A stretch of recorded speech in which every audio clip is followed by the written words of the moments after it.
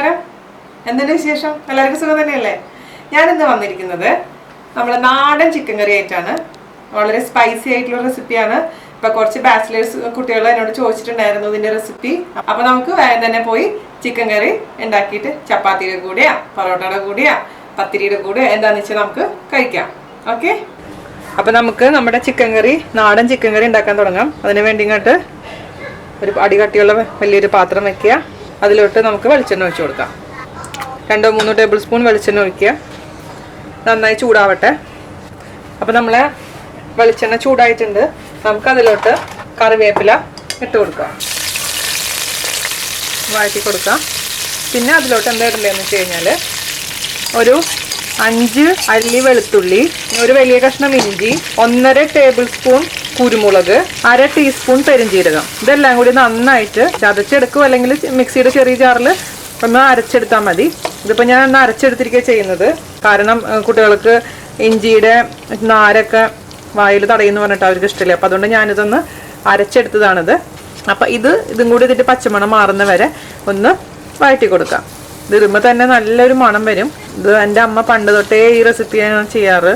അപ്പം അമ്മയുടെ കയ്യിൽ നിന്ന് കണ്ടു പഠിച്ചിട്ടുള്ള റെസിപ്പിയാണിത്. നമ്മുടെ ഇത് നന്നായി പച്ചമണമൊക്കെ മാറിയിട്ടുണ്ട്. നമുക്കിനി ഇതിലോട്ട് സവാള ചേർത്ത് കൊടുക്കാം. ഞാനിപ്പോൾ 4 വലിയ സവാളയാണ് ഇതിലേക്ക് എടുത്തിരിക്കുന്നത്. അതിൻ്റെ കൂട്ടത്തിൽ കൂടെ ആവശ്യത്തിന് ഉപ്പിട്ട് കൊടുക്കാം. ഒരു 4 പച്ചമുളക്, പിന്നെ അതുപോലെ തന്നെ ചെറിയുള്ളി കുറച്ച് ഇരിപ്പുണ്ടായിരുന്നു, അതുകൊണ്ട് ഞാനൊരു 10 ചെറിയുള്ളി ആഡ് ചെയ്യുന്നുണ്ട്. ചെറിയുള്ളി ഇട്ട് കഴിഞ്ഞാൽ നമ്മുടെ കറികൾക്ക്, പ്രത്യേകിച്ച് നോൺ വെജ് കറികൾക്കൊക്കെ ഭയങ്കര ടേസ്റ്റാണ്. അപ്പോൾ ഉണ്ടെങ്കിൽ മാത്രം ഇട്ടാൽ മതി, നിർബന്ധമൊന്നുമില്ല. ചെറിയുള്ളി ക്ലീൻ ചെയ്യാനൊക്കെ മതിയുള്ള കുറേ പേരുണ്ടെന്ന് എനിക്കറിയാം. അതുകൊണ്ട് അവർ ചെയ്യേണ്ട. കയ്യിലുണ്ടെന്നുണ്ടെങ്കിൽ ഒരു 10-15 ഇട്ട് കഴിഞ്ഞാൽ കുറച്ചും കൂടെ ടേസ്റ്റ് കൂടും. ഇതിൻ്റെ ഒരു ബ്രൗൺ ഷെയ്ഡ് ആവുന്ന വരെ നമുക്കിത് വഴറ്റിക്കൊണ്ടേ ഇരിക്കണം. ഇതിപ്പോൾ നോൺ സ്റ്റിക്ക് ആയതുകൊണ്ട് ഇടയ്ക്കിടയ്ക്ക് ഒന്ന് ഇളക്കി കൊടുത്താൽ മതി. ഇതപ്പോൾ നമ്മുടെ സവാളയുടെ നിറമൊക്കെ മാറിയിട്ടുണ്ട്, ബ്രൗൺ ഷെയ്ഡ് വന്നിട്ടുണ്ട്. ഇപ്പോൾ നമ്മൾ ഓൾറെഡി കുരുമുളക് ഇട്ട കാരണം ആ ഷെയ്ഡ് കറക്റ്റ് അറിയുന്നില്ല. നന്നായിട്ട് വഴണ്ട് വന്നിട്ടുണ്ട്. നമുക്ക് ഇനി ഇതിലോട്ട് തീ കുറച്ചതിന് ശേഷം പൊടികൾ ഓരോന്നായിട്ട് ഇട്ട് കൊടുക്കാം. ആദ്യം നമുക്ക് 1/2 ടീസ്പൂൺ മഞ്ഞൾപ്പൊടി ഇട്ട് കൊടുക്കുക, 1 ടേബിൾ സ്പൂൺ നല്ല മുളക് പൊടി ഇട്ട് കൊടുക്കുക, 1/4 ടേബിൾ സ്പൂൺ കാശ്മീരി മുളക് പൊടി, 1.5 ടീസ്പൂൺ, ചെറിയ ടീസ്പൂൺ ആണ് കേട്ടോ, ടേബിൾ സ്പൂൺ അല്ല, 1.5 ടീസ്പൂൺ മല്ലിപ്പൊടി. മല്ലിപ്പൊടി കുറച്ചിട്ടാൽ മതി. പിന്നെ ഒരു 1/2 ടീസ്പൂൺ ഗരം മസാലപ്പൊടി. ഇതെല്ലാം കൂടി ഇട്ടിട്ട് നന്നായി ഇതിൻ്റെ പച്ചമണം മാറുന്ന വരെ വഴറ്റിയെടുക്കുക. സമയം പിടിച്ചാലും കുഴപ്പമില്ല, പച്ചമണം നന്നായി മാറണം. ഞാൻ എപ്പോഴും പറയാറുള്ള പോലെ തന്നെ പച്ചമണം മാറിയാൽ മാത്രമാണ്. അല്ലെങ്കിൽ ചില കറികൾ കഴിക്കുമ്പോൾ ശ്രദ്ധിച്ചിട്ടുണ്ടോയെന്ന് അറിയത്തില്ല, ഒരു കുത്ത് വരും നമുക്ക്, അതായത് മസാലക്കുത്ത് ഇങ്ങനെ മൂക്കിലോട്ട് അടിക്കും. അപ്പോൾ അതൊരു പച്ചമണം വരുമ്പോൾ നമ്മൾ കറിയുടെ ശരിയായ ടേസ്റ്റ് നമുക്ക് കിട്ടില്ല. അതുകൊണ്ടാണ് ഞാൻ ഇങ്ങനെ പറഞ്ഞുകൊണ്ടേ ഇരിക്കുന്നത്, പച്ചമണം മാറണം എന്ന്. ഞാൻ എൻ്റെ ചിക്കൻ കറിയിൽ ഇപ്പോൾ ഈ കുറച്ച് നാളായിട്ട് മല്ലിപ്പൊടി ഞാൻ കുറച്ച് യൂസ് ചെയ്യാറുള്ളൂ. ആദ്യമൊക്കെ ഞാൻ മല്ലിപ്പൊടി നിറയെ ഇടുമായിരുന്നു. ഇപ്പോൾ ഞാൻ മല്ലിപ്പൊടിയുടെ ഉപയോഗം ഞാൻ കുറച്ചിരിക്കുക. എനിക്ക് മല്ലിപ്പൊടിയുടെ മണം ഇപ്പോൾ അത്ര ഇഷ്ടമാവുന്നില്ല, അതുകൊണ്ടായി. പിന്നെ ഞാൻ എപ്പോഴും പറയാറുള്ള പോലെ തന്നെ മുളക് പൊടിയും പച്ചമുളകും ഒക്കെ നിങ്ങളുടെ കയ്യിലുള്ള എരിവനുസരിച്ച് മാറ്റം വരുത്തണം. ഞാനിപ്പോൾ എൻ്റെ കയ്യിലുള്ളതനുസരിച്ചാണ് അളവുകൾ ഞാൻ ചേർത്തിരിക്കുന്നത്. പിന്നെ ഞാൻ ചെയ്തു ഇത്ര ചേർത്തു എന്ന് വെച്ചാൽ നിങ്ങൾ ചേർത്ത് കഴിഞ്ഞാൽ ചിലപ്പോൾ എരിവ് കൂടും, ചിലപ്പോൾ എരിവ് കുറയാം. അപ്പോൾ അതനുസരിച്ച് അഡ്ജസ്റ്റ് ചെയ്യാൻ മറക്കരുത്. അതുപോലെ തന്നെ ഉപ്പ് സൂക്ഷിക്കുക. ആദ്യം ഉപ്പ് എപ്പോഴും കുറച്ചിടാനേ പാടുള്ളൂ, പിന്നെ നമുക്ക് ചേർത്ത് കൊടുക്കുക. ഉപ്പ് കൂടി കഴിഞ്ഞാൽ നമുക്കൊന്നും ചെയ്യാൻ പറ്റില്ല. നമ്മുടെ ഈ മസാലയുടെയൊക്കെ പച്ചമണം നന്നായി മാറിയിട്ടുണ്ട്. ഒരു 10 മിനിറ്റോളം എടുത്തു കേട്ടോ പച്ചമണം മാറാൻ. ഞാൻ മീഡിയം തീയിലിട്ടിട്ടാണ് ഇളക്കി കൊടുത്തോണ്ടിരിക്കുന്നുണ്ടായിരുന്നത്. അപ്പോൾ ഇത് ക്ഷമയോട് കൂടി ചെയ്യണം. ഇതിലോട്ട് 2 ചെറിയ തക്കാളിയാണ് ഞാനിപ്പോൾ ഇതിലേക്ക് എടുത്തിരിക്കുന്നത്. 2 ചെറിയ തക്കാളി ആഡ് ചെയ്ത് കൊടുക്കുക. അപ്പോൾ തക്കാളിയുടെ പുളി അനുസരിച്ചും മാറ്റങ്ങൾ വരും. ഇത് അത്യാവശ്യം പുളിയുള്ള തക്കാളി നന്നായി മിക്സ് ചെയ്ത് കൊടുക്കുക. എന്നിട്ട് അടച്ചു വെച്ച് തക്കാളി വേവിക്കുക. പെട്ടെന്ന് തന്നെ വെന്ത് കിട്ടും. അത് നന്നായി സവാളയുടെ കൂടെ അലിഞ്ഞ് ചേരണം വെന്തതിന് ശേഷം. എന്നിട്ട് ഓയിൽ തെളിഞ്ഞ് വരുന്ന സമയത്ത് മാത്രം നമ്മൾക്ക് ചിക്കൻ ആഡ് ചെയ്ത് കൊടുത്താൽ മതി. അപ്പോഴൊക്കെയാണ് ഓരോ സ്റ്റെപ്പിനും അതിൻ്റെതായ പ്രാധാന്യമുണ്ട് ഞാൻ പറയുന്നതിൽ. നമ്മളിപ്പോൾ തക്കാളി ഇട്ടു അപ്പോൾ തന്നെ ചിക്കൻ ഇട്ടു എന്ന് പറയുമ്പോൾ ആ പ്രോസസ്സ് അങ്ങനെ മുഴുവൻ ആവുന്നില്ല. അടച്ചു വെച്ച് തക്കാളി നന്നായി വേവിക്കുക. നമ്മുടെ തക്കാളി നന്നായി വെന്തിട്ടുണ്ട്. ഞാൻ ഓപ്പൺ ചെയ്തു, നന്നായി മിക്സ് ചെയ്ത് കൊടുത്തു. ഇപ്പോൾ സവാളയും തക്കാളിയും എല്ലാം നന്നായി അങ്ങ് യോജിച്ചിട്ടുണ്ട്. ഇപ്പോൾ നമ്മുടെ തക്കാളിയുടെ പച്ചമണമൊക്കെ നന്നായി മാറിയിട്ടുണ്ട്. ചെറുതായി എണ്ണയൊക്കെ തെളിഞ്ഞ് വരുന്നുണ്ട്. ഇനി നമുക്ക് ഇതിലോട്ട് ഉപ്പും മഞ്ഞൾപ്പൊടിയും വിനീഗറും കൂടി ഇട്ടിട്ട് നന്നായി കഴുകി വെച്ചിരിക്കുന്ന 1 കിലോ ചിക്കൻ, ചെറിയ കഷ്ണങ്ങളാക്കി നുറുക്കിയിരിക്കുന്നത്, അത് വെള്ളം വാലാൻ വെച്ചിട്ടുണ്ടായിരുന്നു, അത് നമുക്ക് ഇതിലോട്ട് ചേർത്ത് കൊടുക്കാം. പിന്നെ എനിക്ക് നിങ്ങളോട് പറയാനുള്ളത്, പ്ലീസ് എല്ലാവരും നന്നായി ചിക്കനൊക്കെ വാഷ് ചെയ്യുക. അതുപോലെ ഈ പറഞ്ഞ പോലെ പിന്നെ ഒരു പാട പോലെ ഉണ്ടാവില്ലേ ചിക്കന്, നമ്മൾ കഴുകുമ്പോൾ നമ്മൾ കഴുകുന്നവർക്ക് അറിയാൻ പറ്റും. അതിങ്ങനെ ഒരു പാട പോലെ ഒരു ഒരു ട്രാൻസ്പെറൻ്റ് ആയിട്ടൊരു സാധനം ഉണ്ടാവും, അതൊക്കെ കാണാൻ പറ്റും നമുക്ക് ചില ഹോട്ടലൊക്കെ പോയി കഴിഞ്ഞാൽ. അപ്പോൾ നമുക്ക് കഴിക്കാനേ തോന്നില്ല, നമുക്ക് മനസ്സിൽ പിടിക്കില്ല. അപ്പോൾ അതുപോലെ തന്നെ നോൺ വെജ് ഒക്കെ ക്ലീൻ ചെയ്ത് കഴിഞ്ഞ് കഴിഞ്ഞാൽ കൈ നന്നായി വാഷ് ചെയ്യുക. ഇതിൻ്റെ ഒരു സ്മെല്ല് ഉണ്ടാവില്ല, അത് മാറാൻ എന്താ ചെയ്യേണ്ടതെന്ന് പറഞ്ഞു കഴിഞ്ഞാൽ ഞാൻ ചെയ്യാറുള്ളത് കുറച്ച് കറിവേപ്പില എടുത്ത് കയ്യിൽ നന്നായിട്ടൊന്ന് ഞരടി കൊടുക്കുക. അപ്പോൾ കറിവേപ്പിലയുടെ മണം നമ്മുടെ കയ്യിൽ വരും. അതിനുശേഷം കുറച്ച് വെളിച്ചെണ്ണയും കൂടി ഇട്ടിട്ട് കയ്യിൽ നന്നായി ഒരു 5 മിനിറ്റ് തേച്ച് പിടിപ്പിക്കുക. പിന്നെ നമുക്ക് സോപ്പ് ഇട്ടിട്ട് കഴുകി കളഞ്ഞു കഴിഞ്ഞാൽ എല്ലാ നമ്മളെ ഈ സ്മെല്ലും മാറിക്കിട്ടും. അതല്ലെങ്കിൽ കുറച്ച് ലെമൺ ജ്യൂസ് എടുത്ത് കയ്യിൽ പരട്ടി കഴിഞ്ഞാലും ഇതേപോലത്തെ ബാഡ് സ്മെല്ലൊക്കെ ഉണ്ടെങ്കിൽ മാറിക്കിട്ടും. അപ്പോൾ അതിന് ശേഷം മാത്രം ഗ്ലാസ്സുകളും ഒക്കെ പിടിക്കുക, വേറെ പാത്രങ്ങളൊക്കെ തൊടുക.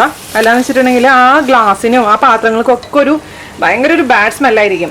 ചില വീടുകളിലൊക്കെ പോയി കഴിഞ്ഞാൽ നമുക്ക് വെള്ളമൊക്കെ തന്നു കഴിഞ്ഞാലുണ്ടല്ലോ ആ ഗ്ലാസ് ഒരു പറയാൻ പാടില്ലാത്തതാണ്, എന്നാൽ പോലും ആരെങ്കിലും അങ്ങനെ ചെയ്തിട്ടുണ്ടെങ്കിൽ ശ്രദ്ധിക്കാൻ വേണ്ടി പറയുന്നതാണ്. അപ്പോൾ അത് ചെയ്യുക. അപ്പോൾ മറ്റുള്ള നമ്മൾ നോൺ വെജ് കഴിക്കുമ്പോൾ നമുക്കത് അറിയില്ല, പക്ഷെ ചിലപ്പോൾ നിങ്ങൾക്ക് വരുന്ന ഗസ്റ്റ് നോൺ വെജ് കഴിക്കാത്ത ആൾക്കാരായിരിക്കും. അപ്പോൾ അവർക്കത് ഒട്ടും സഹിക്കാൻ പറ്റില്ല.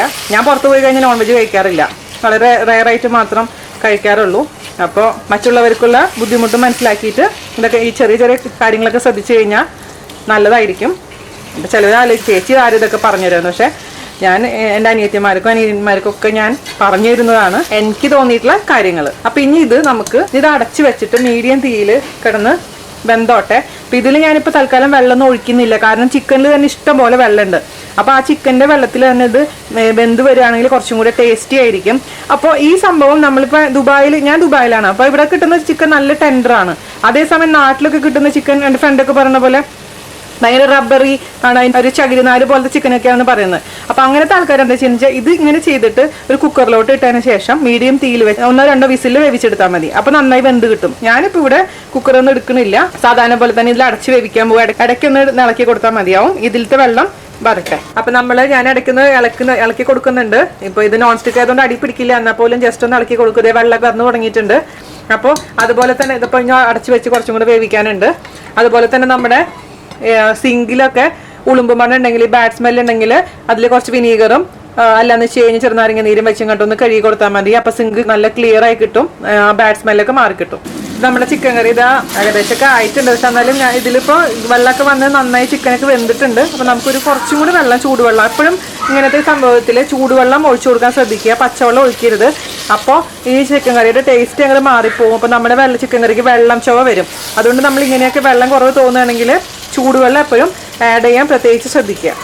ഇപ്പോൾ പത്തിരിയുടെ കൂടെയൊക്കെ ആണെങ്കിൽ കുറച്ച് ഗ്രേവി ഇഷ്ടമുള്ള ആൾക്കാർക്ക് ആണെങ്കിൽ കുറച്ച് വെള്ളം ഒഴിക്കുക. 10 മിനിറ്റും കൂടെ ഒന്ന് തിളച്ചോട്ടെ, അപ്പോഴാണ് കഷ്ണങ്ങളിലൊക്കെ ഒന്ന് പിടിക്കുള്ളൂ. പിന്നെ ചിക്കൻ കറിയൊക്കെ എപ്പോഴും കൂടുതൽ കുറച്ച് സമയം കഴിഞ്ഞതിന് ശേഷം യൂസ് ചെയ്യുക, അപ്പോൾ തന്നെ നല്ല ടേസ്റ്റ് ഉണ്ടാവും.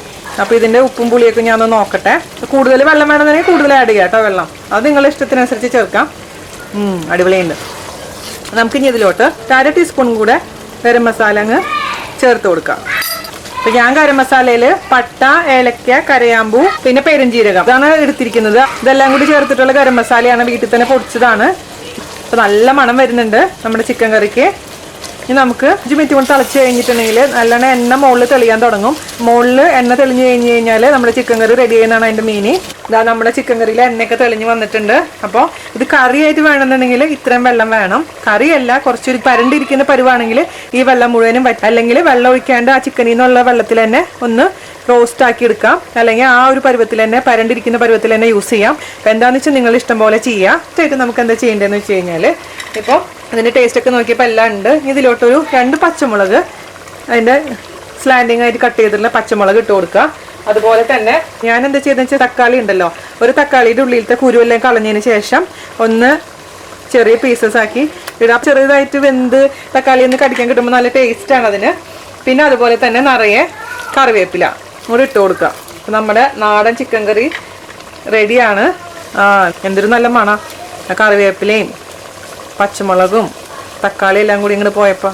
ഇനിയിപ്പോൾ ഇതിൽ എൻ്റെ വീട്ടിലാണെങ്കിൽ എൻ്റെ ചെറിയ ഉള്ളി ഒന്ന് മൂപ്പിച്ച് ചേർക്കാറുണ്ട്, അത് നിർബന്ധമില്ല. ഞാൻ ഈ ഇടയായിട്ട് ഇപ്പോൾ ചേർക്കാറില്ല, കാരണം ഇതിൽ തന്നെ നല്ല ഫ്ലേവേഴ്സ് ഉണ്ട്. അപ്പോൾ ചെറിയ ഉള്ളി നമ്മൾ ഓൾറെഡി ചേർത്തിട്ടുണ്ട്. അപ്പോൾ വേണമെന്നുണ്ടെങ്കിൽ 2 ചെറിയ ഉള്ളി ഒന്ന് റോസ്റ്റ് ചെയ്തിട്ട് ഇട്ട് കൊടുക്കാം. അപ്പോൾ അത് ഓപ്ഷനിലാണ്, ഞാനിപ്പോൾ ചെയ്യുന്നില്ല. അപ്പോൾ നമുക്കിത് ഓഫ് ചെയ്യാം, കുറച്ച് തണുത്തതിന് ശേഷം ഉപയോഗിക്കാം. ചൂടോടുകൂടി ഉപയോഗിക്കാൻ കുഴപ്പമൊന്നുമില്ല.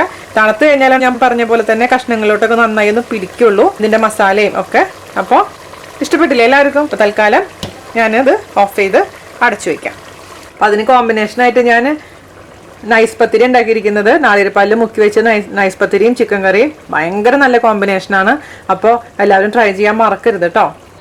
അപ്പോൾ നമുക്ക് ഇനി വെക്കേഷൻ കഴിഞ്ഞിട്ട് കാണാം. എല്ലാവർക്കും ഹാപ്പി വെക്കേഷൻ. അടുത്ത റെസിപ്പി ആയിട്ട് വരുന്നവരെ നന്ദി, നമസ്കാരം. താങ്ക്